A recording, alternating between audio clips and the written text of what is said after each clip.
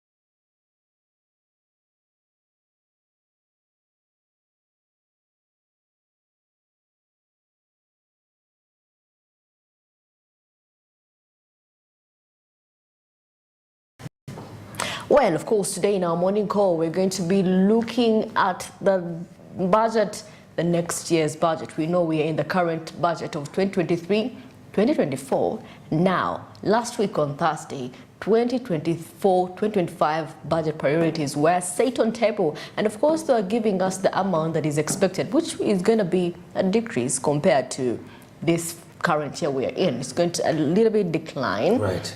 And the revenue is going to increase. The expectations, they expect the revenue to increase compared to this current year, next year. So all that, if you missed out last week, trust me, we have the information here with us today.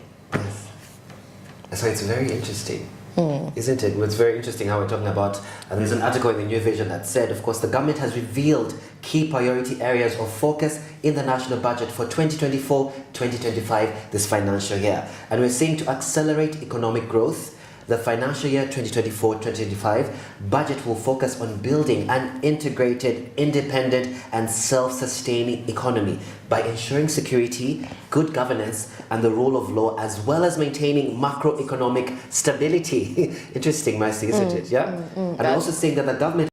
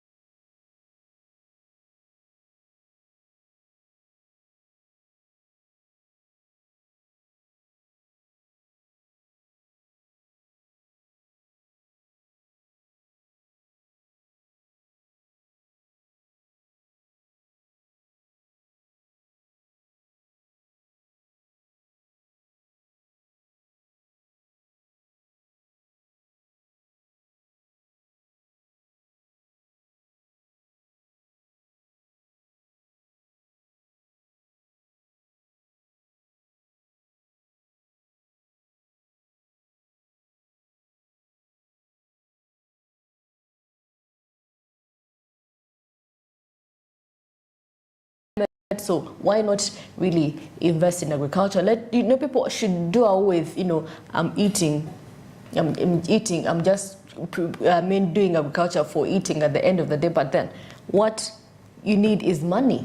Yes, I mean, it's a huge conversation to have. I mean, but agriculture, as we know through history, has always been our biggest priority, right? And we saw that last year, the CSOs were talking about how we can aggressively promote agriculture, but also human resource, right? How can we bolster the human resource, and how can we bolster aggressively marketing Uganda in regards to tourism?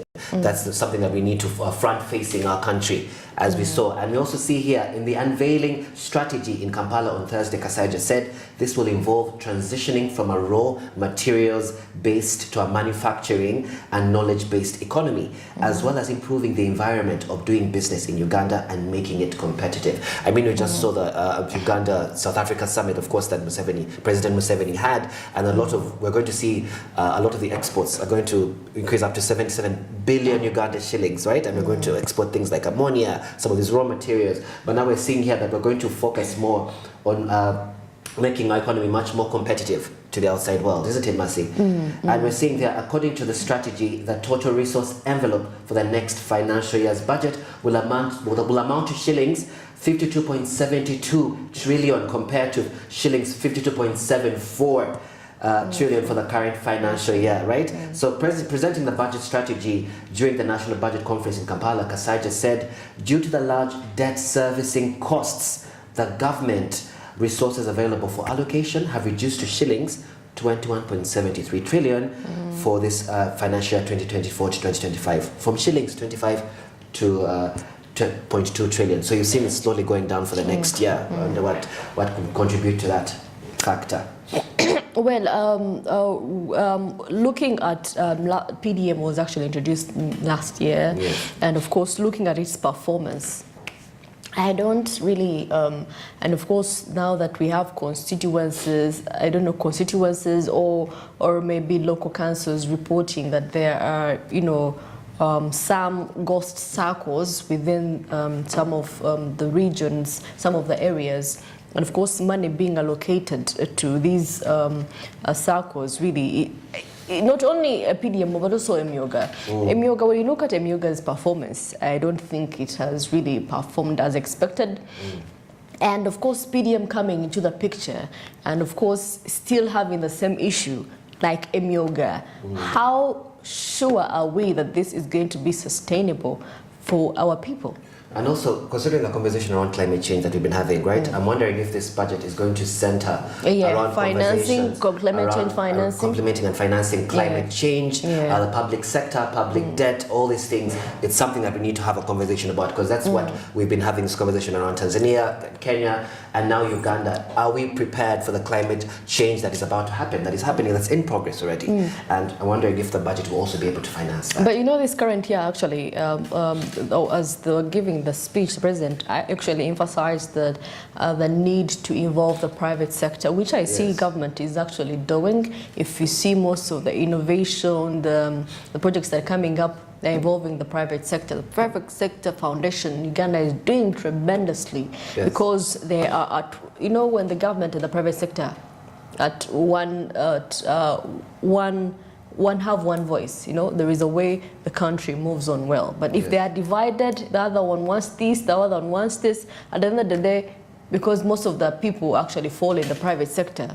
Yes, and we talked about the idea of being able to have increasing household incomes, right? Household incomes and enterprises, and that's something that's going to center around that, developing strategies around increasing the household incomes, right? The individual households, how are we going to be able to work around that, and the enterprises that we just talked about. And of course, I like the fact that they were planning for urban housing, urban housing, modern urban housing within, the city centers, affordable housing. And we're yet to see how this is going to pan out, because the highest would be 222,000 a month. So you could pay as mortgage, you could buy a unit and keep paying as mortgage. Just to decrease the houses. The houses, they're not good looking, so they are going to put up structures Yeah, and also the mortgage allows people to be able to afford to be able to own a house like other countries have, right? And if you don't have that in place, it's much difficult. So we're finding people are slowly are going to be able to afford their own spaces, right? So we're also seeing the strategy indicates the preliminary domestic revenue is projected to increase to shillings 29.9 trillion for this financial year 2024-2025 from shillings 29.6 trillion in the current financial year. So we're seeing that sort of increase in there, right? And then the budget strategy for financial year 2024-2025 outlines interventions required to achieve a faster socio-economic transformation in Uganda. So us looking at the socio-economic transformation as well for Uganda, right? Just like under the current financial year, the government has maintained the theme for the implementation of next year's budget. So it's basically maintaining that theme and moving on. And the theme is going to be a full monetization of Uganda's economy through commercial agriculture, which they emphasize even this current year, even the next year. Still emphasizing commercial agriculture, please. Don't eat for the sake, don't plant for the sake of eating. Plant for the sake of, getting some income, taking your student to school, doing something, investing in something that... I mean, that's a very important conversation. I was speaking to one of my friends, a much older friend, who started in her little backyard, right, where she's planting gonja. Okay. Gonja, she's trying to set herself apart from the market, right, because everyone is planting matoke, the particular one, but this particular gonja she's been planting, plantain, right, in her backyard. So she was able to get land for a family, the land that's not being used. When you own land and it's just dormant, it's just waiting for someone to take it on. She's like, this land is dormant. She spoke to the family and said, the land is dormant.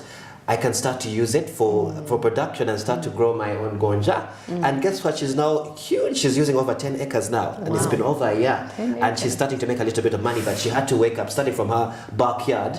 And now she's sometimes you don't even have to own the land yet. You can just basically borrow it for a few years before as the people are still discussing their land disputes.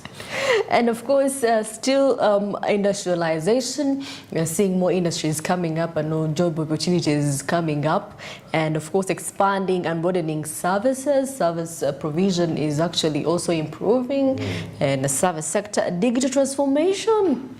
When you talk of technology, when you talk of telecom companies, now 5G is in place. There's a lot of innovations that are coming up. And of course, us talking about AI, this is really key. It's such, when we talk about digital monetization, we talk about digital implementation, it's such a huge, we talked about, are we prepared? Do we have the digital infrastructure? Do we have the infrastructure to be able to accommodate the AI systems that are coming on board? Because believe me they are coming on board. Everything is about to become cashless. I think you're seeing Momo Pay, Airtel Pay, every single place. Before you know it, you're going to be holding less and less of your money. Are we prepared? Are we upskilling? Are we prepared for, are we investing in technology? Are we investing in ICT? But then we are going to be having less of money, but then the cyber crimes are going to increase. That is why we need more investment in ICT technology and studying, investing. We talked about how the more marginalized communities, like the women and the young people, the poor, and now if they can invest in IT for these people, right? If there's, let's say, scholarships that can be provided for many people to study IT, it's going to be a huge game changer, because I believe IT is the future. With the new advent of the IT systems, the AI systems, we need to go. And we're also seeing with the strategic interventions regarding the budget, the implementation of strategic interventions such as PDM, as you mentioned, for full monetization of Uganda development of the mineral sector, agro-industrialization and manufacturing, amongst others, will spur economic growth to 6% by the end of 2023-2024 and to 6.5% in 2024-2025, and therefore accelerate to an average of at least 7% over the medium term. Interesting. Yes. Interesting, right there. And of course, if you want to know matters, today we're talking about the budget for next year, 2024-2025. So please do stick around and, know where your priority is going to be next financial year, where you have to put your emphasis as an investor, as a person doing business. What are you going to do to make sure that you plan for this next year? So anyway, let's get into what is happening into the press.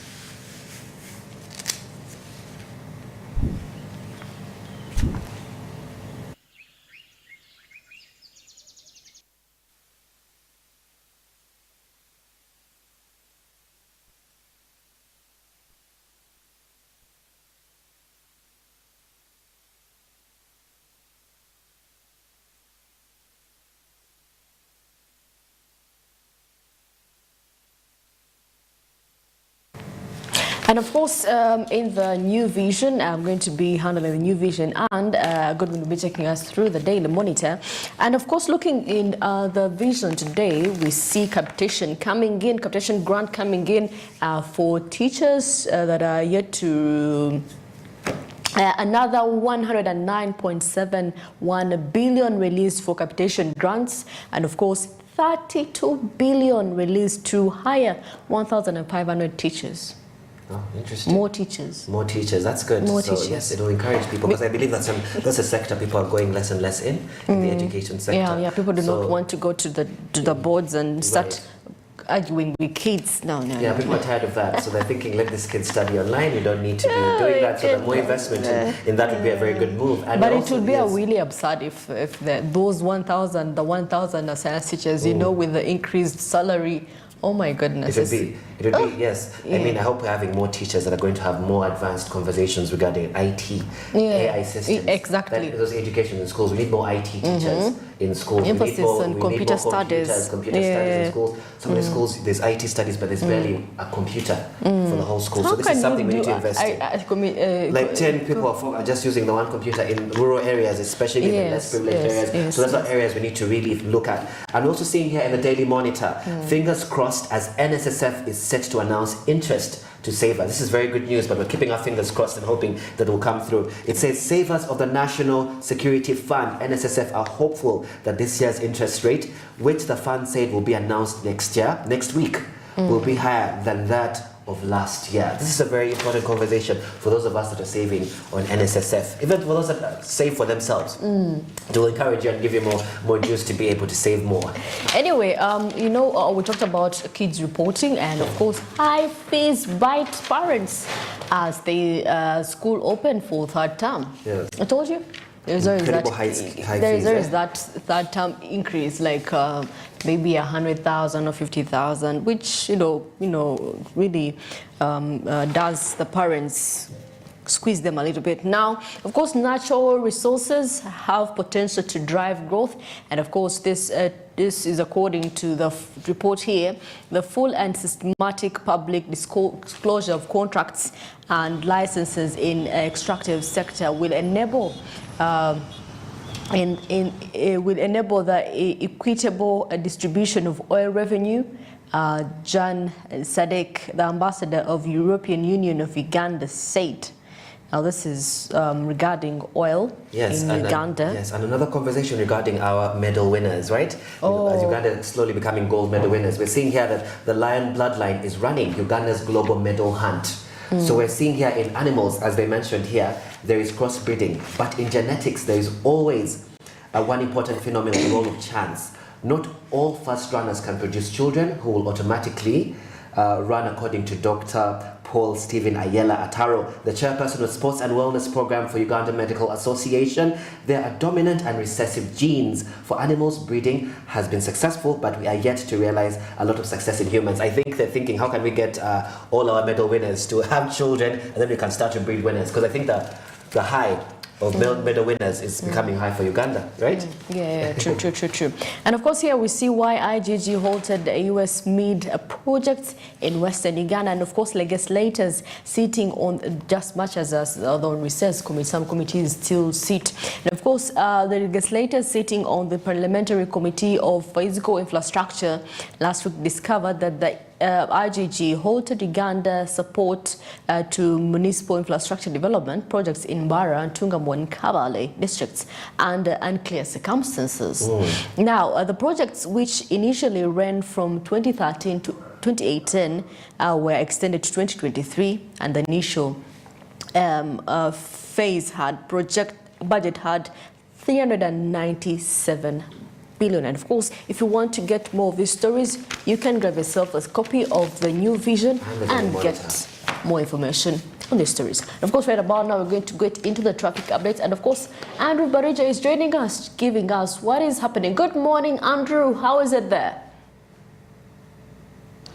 Well, thank you very much. That's Godwin and Masi, and I'm Andrew Barija here at the traffic segment, definitely giving you the traffic updates for this very hour. Now, I'm coming live here at the Wondergate Traffic Lights Junction and definitely observing the traffic atmosphere all around this particular area to the different, of course, roads that lead to this very destination. But you see, something very interesting is that when we're coming to this place, I remember we passed via the fairway traffic lights, and it was quite much more congested.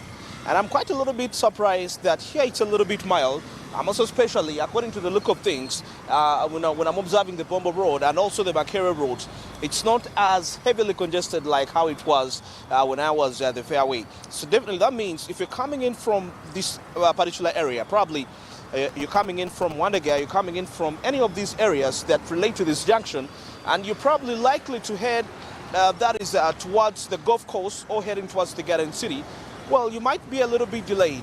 Maybe you could try this other alternative of passing via this route, and as you're heading to Kampala Road, you link up to Nile Avenue, then you can actually branch off to Garden City and head towards that side, because the fairway area, the fairway junction, is quite a little bit complex in terms of congestion, because I saw the traffic officers controlling the traffic at quite a very alarming rate as a result of that. Now, if we switch our eyes to Kampala Road, and of course, you can see the vehicles that are heading in there. There is quite a huge congestion of the vehicles that are coming in from Bombo Road, coming in from Makere Road, and also those that are coming in from Kamocha, and they're heading to the city center. So there is some sort of a blockage there. As you can see, there is a blockage that way. So if you're coming in from probably Bombo Road, you're coming in from Gayaza, and you're heading to the city center, well, you'll be just delayed a little bit in about 10 to 12 minutes of delay as a result of that. So if you can be a little bit much more patient, I can guarantee you that you can actually be in position to reach to head where you're going that is efficiently, as compared to when you use the fairway route coming in from this side and you're trying to probably link up to those any other destination.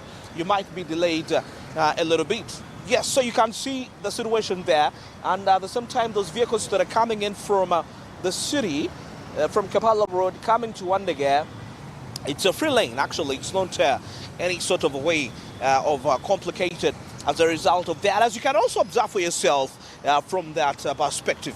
Now, I want us to take our eyes and take a look at the Makere Road, just down here on my left, on my very left-hand side.